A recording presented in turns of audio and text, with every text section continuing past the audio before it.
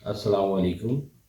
मैं उन लोगों का बहुत शुक्रगुज़ार हूँ जिन्होंने मेरी पिछली वीडियो जो मैंने कोरोना वायरस के ऊपर बनाई थी बहुत पसंद किया, और उन लोगों ने जिन्होंने उस माजून मुनक्का को इस्तेमाल किया और मुझे बहुत मुफीद और अच्छा फ़ीडबैक दिया।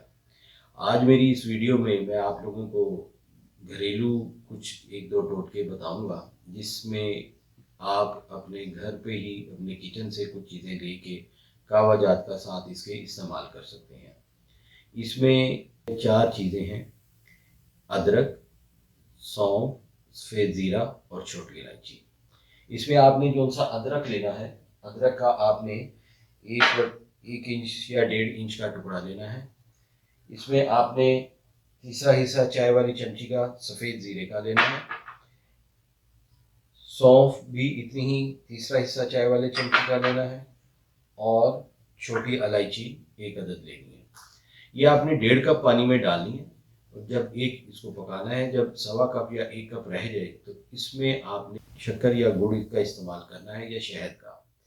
इसको आप माजून मुनक्का के साथ भी इस्तेमाल कर सकते हैं। इस कहवे की ख़ुसूसियत ये है कि ये बुखार को कंट्रोल करता है, खांसी को कंट्रोल करेगा, मौसमी नज़ला ज़ुकाम को कंट्रोल करता है, कोलेस्ट्रॉल के लिए बहुत अच्छा है, और बुखारों में ये अक्सीर का काम करता है।